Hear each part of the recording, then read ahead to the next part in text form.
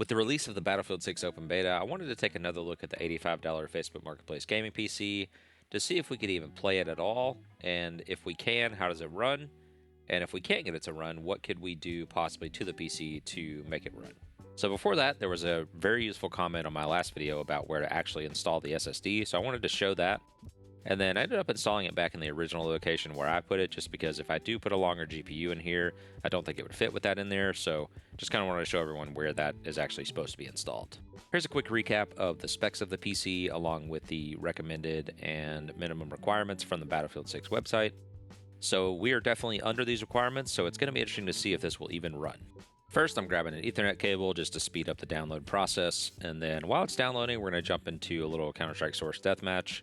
For some reason, I've been wanting to play Source lately. I didn't even really like Source when it first came out. I've always been a 1.6 diehard, but for whatever reason, recently I've wanted to play Source. Not really sure why.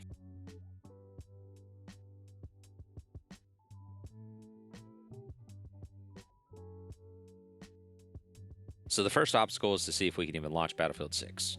I went ahead and sped this up, but you can see it took quite a bit of time to actually open. And then unfortunately, it was followed by this AMD driver error, so we're going to see if we can address that. I went out to the AMD website and downloaded fresh drivers just to see if that would resolve the issue.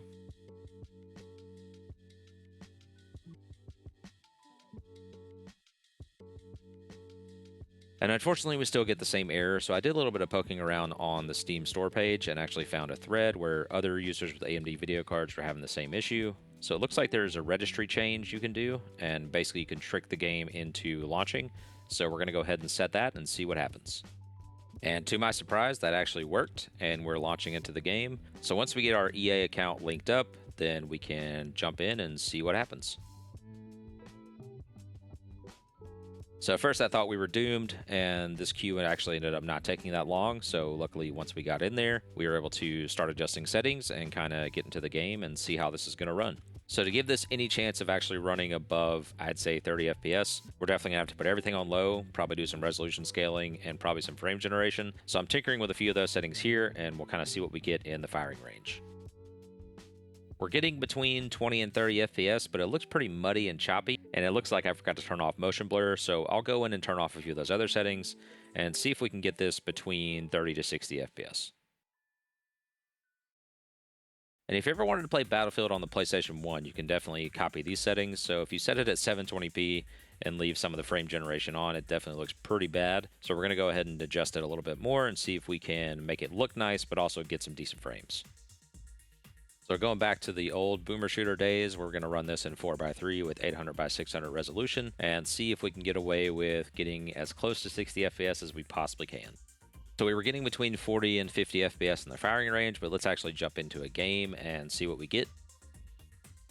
So while it is technically playable, it's definitely rough. We're getting single digit to under 30 FPS with this hardware and with these settings. So let's see if we can do a slight upgrade and see if we can get some improvement. I decided to use this GTX 1078 gig as a test card. This is from the Crypto Cleanup series. I haven't actually cleaned this one up yet, but I want to see if I can get this to run on this PC and see what kind of FPS we can get.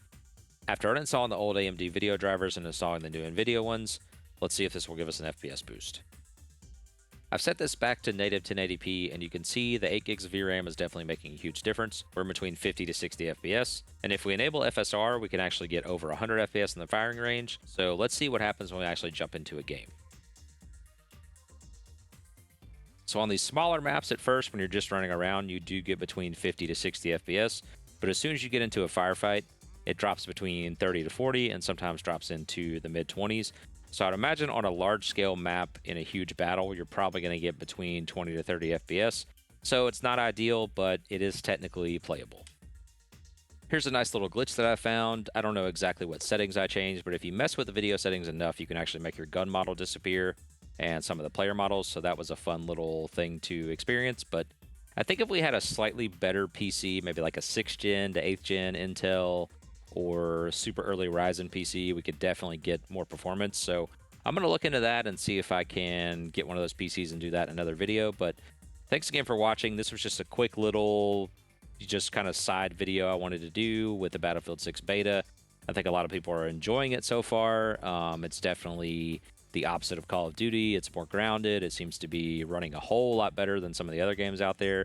And I'm pretty excited to see how people take to it. And yeah, we'll see what happens when the game officially releases later this year. But yeah, thanks again for watching. I really do appreciate it. And I will see you in the next one.